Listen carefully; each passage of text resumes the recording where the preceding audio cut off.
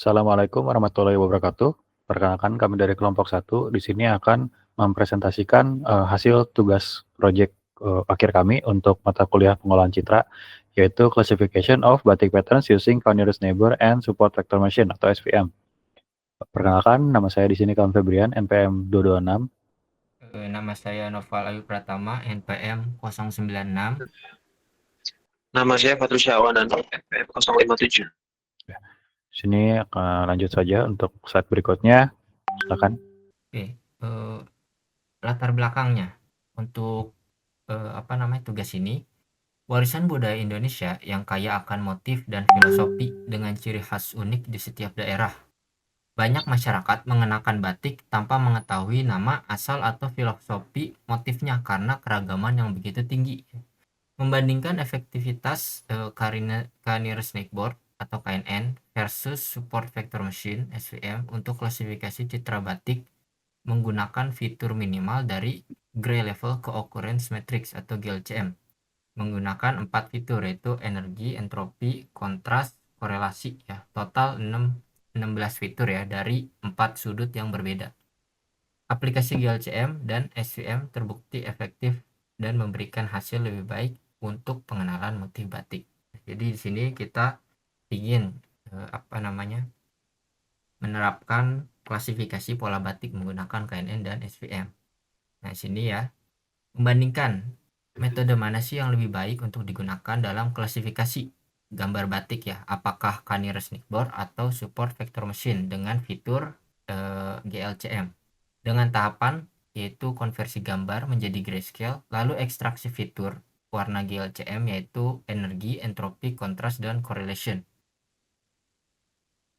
Next, ruang lingkupnya yang pertama, objek penelitian ini itu berfokus pada citra motif batik. Lalu proses ekstraksi fitur tekstur itu menggunakan metode GLCM untuk mendapatkan nilai kontras, entropi, energi, dan korelasi. Lalu fitur hasil ekstraksi diklasifikasikan menggunakan algoritma Canary Snakeboard atau KNN dan Support Vector Machine atau SVM. Sistem berupa model artificial intelligence yang telah dilatih menggunakan beberapa dataset variasi batik dan menghasilkan model perbandingan antara dua metode klasifikasi. Next. Manfaat penelitian ini yang pertama itu menentukan metode yang lebih efektif dan andal untuk klasifikasi citra motif batik, yaitu dengan menunjukkan bahwa penggunaan fitur Gray Level Co-Occurrence Matrix atau GLCM dengan Support Vector Machine SVM memberikan akurasi yang tinggi ya. Lalu menyediakan perbandingan kinerja antara metode Canary Snakeboard dan SVM dalam tugas klasifikasi citra batik menggunakan fitur GLCM. Lalu memberikan kontribusi pada pengembangan sistem pengenalan pola citra batik yang dapat membantu masyarakat dalam mengenali nama, asal, atau filosofi motif batik yang beragam di Indonesia. Next. Tinjauan pustaka untuk penelitian ini yang pertama ya. Apa sih itu batik? Batik adalah kain bergambar khas ya dari Indonesia yang pembuatannya secara khusus dengan menuliskan atau menerapkan malam atau lilin ya pada kain tersebut. Kemudian pengolahannya diproses melalui teknik celup rintang untuk pewarnaan. Motif yang dihasilkan seringkali memiliki warna filosofis dan simbol budaya. Next.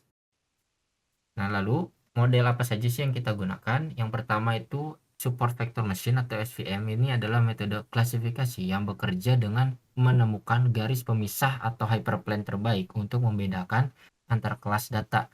Untuk data yang tidak bisa dipisahkan secara linear, SVM menggunakan kernel trig ya seperti RBF atau polinomial. Metode ini sering diandalkan untuk tugas klasifikasi yang membutuhkan presisi tinggi, contohnya pada analisis citra medis. Lalu ada model Canary Snakeboard atau KNN.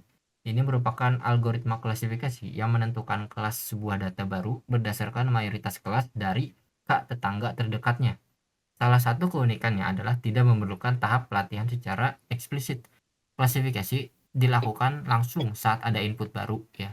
Keakuratan KNN itu sangat bergantung pada pemilihan nilai K yang tepat dan metode perhitungan jarak, misalnya Euclidean. Oke, next. Selanjutnya. Oke. Berikutnya ada garis besar tahapan penelitian kami. Ya. Next dulu. Yang pertama itu di bagian persiapan data, kita sudah menyiapkan dataset batik sebanyak 2.800 gambar. Lalu kami label per kelas ya, per motifnya. Gitu, di dalam folder masing-masing. Lalu ada di bagian pra-promosi citra, kita ubah dulu ke grayscale citra-citra tadi, dan kuantitasasi ke 16 level. Ketiga, ada ekstraksi fitur GLCM, kita menggunakan derajat 0 derajat, 45 derajat, 90 derajat, dan 130 derajat dengan jarak 1 pixel, dan fitur yang kami gunakan adalah energi, kontras, correlation, dan entropi. Keempat, ada pembentukan dataset fitur. Setiap citra itu ada 16 fitur. Kelima, pemisahan data, kita menggunakan rasio 50-50, 60-40, 70-30, dan 80-20. Keenam, ada proses klasifikasi, yaitu KNN dan SVM tadi ya, dengan K3, 5, 7, 9, dan kalau SPM-nya kita pakai panel yang poly, RBF, dan linear. Untuk ketujuh, kita evaluasi performa, yaitu yang kita evaluasi adalah akurasinya dan menggunakan cross validation, yaitu K-fold. Dan terakhir ada analisis hasil, kita membandingkan akurasinya dari kedua metode tadi dan menentukan metode terbaik dari keduanya. Next. Jadi ini yang perlu kami ingat ya, dalam rasio tadi bagian 50-50, 60-40, 70-30, dan 80-20, kita datanya ada 2.800, citra GLCM-nya ada 4, ini ya, energi, kontras, correlation, dan entropi, propertinya. KNN kita K-nya menggunakan yang 3, 5, 7, dan 9, dan SPM, kernelnya kita menggunakan linear, poly, dan FPF. Lanjut. Nah, seperti yang bisa dilihat ya dari tabel di samping ini, berdasarkan tabel di samping nih, model KNN yang kami gunakan dengan K yang dicoba masing-masing tadi ya, 3, 5, 7, dan 9, nilai akurasi tertinggi jatuh pada 92,32%. Didapat dengan yang nilai K-nya adalah 3 dan splitnya adalah tadi 80 dan 20. Lanjut.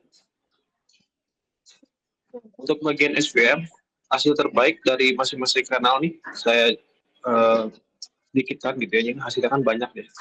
Jadi kami mengambil 3 data terbaik dari masing-masing kernel, dan dapat dilihat kernel RBF memberikan hasil paling akurat secara signifikan, terutama dengan konfigurasi gamma 2 dan C sama dengan 4. Karena poly dan linear memiliki performa yang mirip, namun masih berada jauh di bawah RBF dalam hal akurasi maksimum. Next. Kesimpulannya apa? Metode support vector machine secara konsisten menunjukkan kinerja yang lebih unggul dibandingkan metode KNN dalam berbagai skenario pengujian yang dilakukan. Kombinasi ekstraksi fitur GLCM dengan klasifikasi SVM terbukti efektif dan lebih baik dibandingkan penelitian sebelumnya yang menggunakan multi-textone histogram dengan SVM atau KNN. Metode GLCM plus SVM yang diusulkan mencapai akurasi 100% cross validation melampaui MTH dan SPM. Terakhir, pada skenario pengujian dengan pembagian data, akurasi tertinggi untuk SPM adalah 99,64%, pada pembagian data latih yang 80 dan 20, menggunakan kernel RBF. Sedangkan untuk KNN, mencapai akurasi tertinggi 92,32%, pada pembagian data latih 80-20 dengan K nilainya 3. Oke, untuk selanjutnya akan dilakukan demo aplikasi. Jadi di sini sudah disiapkan untuk aplikasinya. Di sini kami menggunakan interface itu menggunakan web. Jadi di sini cara kerjanya adalah pada website akan diminta untuk mengupload file citra yang ingin dianalisis atau ingin diklasifikasikan.